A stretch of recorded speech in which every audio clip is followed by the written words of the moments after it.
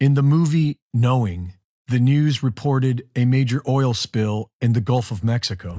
Tonight in the Gulf of Mexico, an explosion on a soon-to-be decommissioned oil rig triggered a fire which burned for 3 hours before it was extinguished. Officials don't yet know the exact cause of the explosion, but believe a malfunction in the cooling system may have been at fault. Our last run into the rig has... Due to the prompt response of the rescue unit, the structure was evacuated with no loss of life. A year later, the Deepwater Horizon exploded.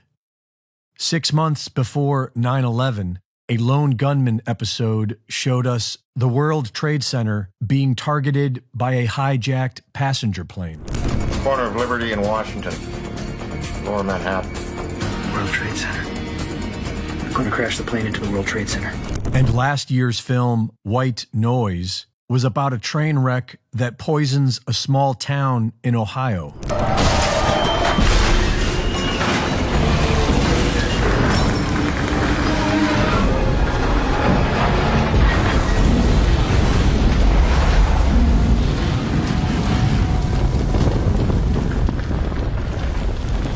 This is the very same story now playing out in real life.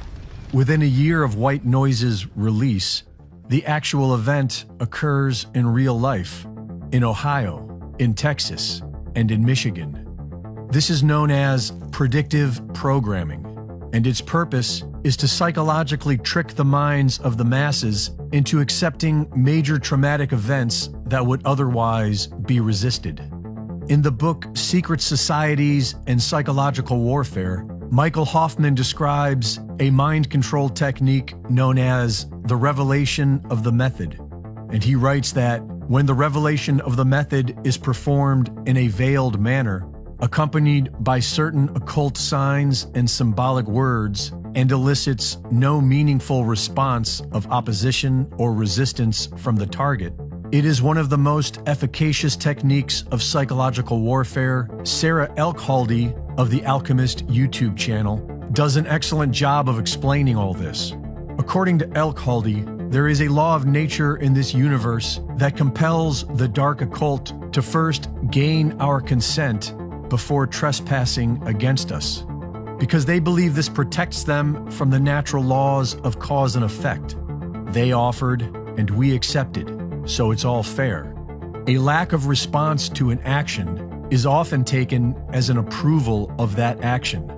And there is an old Latin proverb that says, "He who is silent when he ought to have spoken and was able to, is taken to agree." Silence is considered by many to be a form of consent. And so it is through a veiled performance of the revelation of the method technique that these dark occultists believe they are gaining our consent, what we know as predictive programming. With predictive programming, the minds of the masses are impregnated with visuals of a major event before it happens. This is done through all forms of media and can be very subtle so that nobody notices. But the subconscious mind notices everything and can easily be programmed through repetition. And so these controllers repeat whatever it is that they want us to accept as reality. Because these images are delivered to us through entertainment, they elicit no meaningful response of opposition or resistance, and so we accept them subconsciously. And when the event happens in real life, it is already familiar and acceptable to us, as if that's just the way it is. It's a mind trick, and it works by keeping everyone locked in a spectator state. This causes what is known as paradigm blindness, which is when a person is incapable of seeing any reality other than what they've already been exposed to by the media. This paradigm blindness will cause a person to get emotionally triggered whenever confronted with an alternative point of view that they have not been programmed to accept. It's a very powerful mind trick, and the solution is quite simple. We need to stop living as spectators of someone else's reality.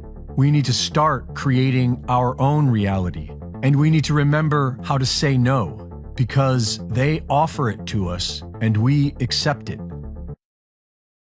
This is a plan that was agreed to by 179 nations. It's called the Agenda for the 21st Century. It's a totalitarian state being developed right now all over the world. It is the inventory and control plan. Inventory and control of all land, all water, all minerals, all plants, all animals, all construction, all means of production, all food, all energy, all information, and all human beings in the world. And this is a plan that was agreed to by 179 nations back in 1992. It's a United Nations plan. It's called the Agenda for the 21st Century. And so many of us around the world think that, sustainable development, it just sounds so great. Isn't it about recycling and creative reuse and creating energy and food resources for everyone? And the answer is no, it really is not. It's about moving populations into city centers, concentrated city centers, and clearing them out of the rural areas. All systems have to be brought into harmony in order to control them all. Because when systems don't meet, when they're out of balance or not in sync with one another, they can't be controlled centrally. And the goal of Agenda 21 is one world government and total control from a central unit. Every nation that signed on to Agenda 21 has its local Agenda 21 plan. People in the United States are completely unaware of this. If I go out and talk about this, the United States press will attacks me and calls me, which is totally ridiculous. It is but it's not a theory. It's a fact. The three pillars of United Nations Agenda 21 are economy, ecology, and equity, the three E's. And everyone sort of thinks that they know what that means, the idea of social equity. It must mean that, well, everyone's going to have access to clean water and clean air, and no one's property is going to be used as a dumping ground because they are at a poverty level. But really what social equity is about impoverishing huge portions of the population and bringing down the developed nations. Everything that we're looking at now is destined to collapse our economies. It's a totalitarian state being developed right now all over the world. And what major corporations want in this development is to be able to have full movement of workers without borders or boundaries, to be able to move their goods through without regulations, and to reduce wages. And so this is the goal. So this is what you find with social equity. And of course, economy and ecology is about, these are the three circles: economy, ecology, and social equity. And where they meet in the center is balance. But really that balance is a communitarian balance. So it's not balance of well-being of the people. What it is it's a balance for corporations so that they can exploit and control and have populations in an area, in tightly packed, dense areas, so that they can be surveilled and managed. And this is what that balance looks like as far as the development of a totalitarian state is. The mainstream media is owned by 5 major corporations, and you're not going to get this information from the mainstream press. So you need to be your own press. You need to educate yourself. You need to get out there and educate your neighbors, your community, your real community. You need to help your children understand that they're being indoctrinated from pre-kindergarten to postgraduate school. All of us have a responsibility to ourselves and to others. This is true community, to work for personal freedom. And always remember that even though we work as a group, if we do work as a group, we're all individuals in those groups, and we answer only to ourselves. And this is essential.